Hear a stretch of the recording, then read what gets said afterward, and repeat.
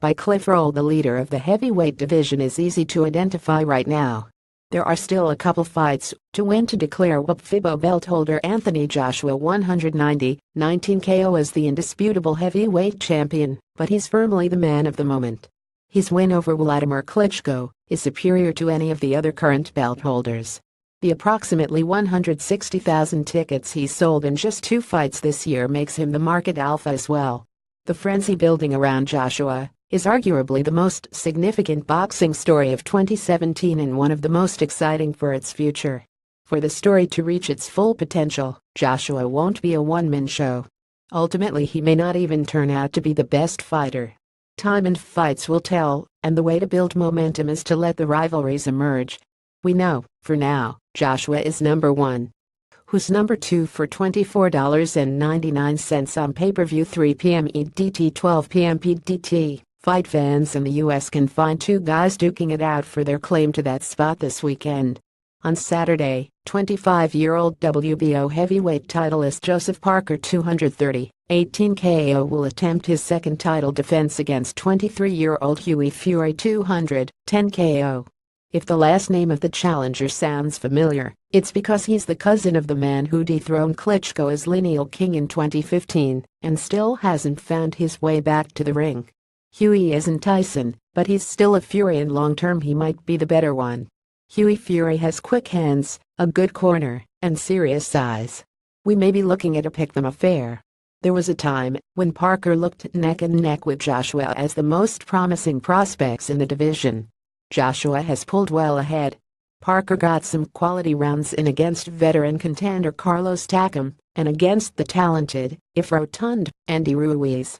He won a vacant belt against Ruiz combined with his distance battle against a less-than-average Razvan Kajanu in his first defense, and the questions are mounting. Parker has gone 12 rounds in 3 of his last 5 fights. Are his early power statistics more a credit to his matchmaker than his fists? If so, does he have the boxing ability to make up for it? The hand speed is still impressive, but his feet seem slower as his weight has moved into the 240s consistently. This is a critical fight for both men, as the winner will not just be fighting to win a belt. Every fight at heavyweight right now is about positioning. When a rainmaker emerges in any weight class, a beauty pageant quality is added to every fight around them. Who can earn, in the ring, and in terms of public desire, an avenue to the biggest payday in the class fighting at the Manchester Arena this weekend? If either man can impress, the road to Joshua may get shorter. A Joshua showdown with Tyson Fury might be the biggest single event that could be made at heavyweight right now, but will that Fury ever fight again? If not, and his cousin can grab a belt this weekend, it would be a fine substitute. Attempting to impress might be even more important right now, because the public impression of the number 2 spot is already, in the minds of some, set to be determined. On November 4th, WBC heavyweight titleist Deontay Wilder 37 KO will defend against 38-year-old Luis Ortiz 23 KO. Ortiz is sort of a Sonny Liston figure in this era, the physically imposing fighter perceived as avoided and even feared. The carefully developed Wilder now gambles against the current most dangerous man in the division. It's a thrilling match and one that has some scratching their heads.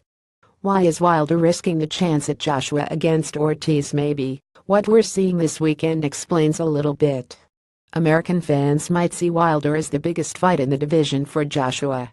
He might even be that. However, when a fighter can do the numbers in tickets and local pay-per-view Joshua can already do, define biggest competition can spread like a contagion. When the money gets bigger, the contagion can gather a Randall Flagg level of intensity. Wilder Ortiz makes sense as a fight where the winner has a real demand earned in blood. Parker Fury isn't just its own single night of competition. It will battle with whatever happens in November as Joshua works through an October mandatory in October versus Kubrat Pulev 13 KO. Barring Pulev shocking the world, who will the most people pay to see against Joshua when the dust settles? What we see in the ring between now and November 4 should answer that question. Cliff Roll is the managing editor of Boxing Scene, a founding member of the Transnational Boxing Rankings Board, and a member of the Boxing Writers Association of America. He can be reached at email protected tags Parker vs. Fury Joseph Parker-Hughie Fury.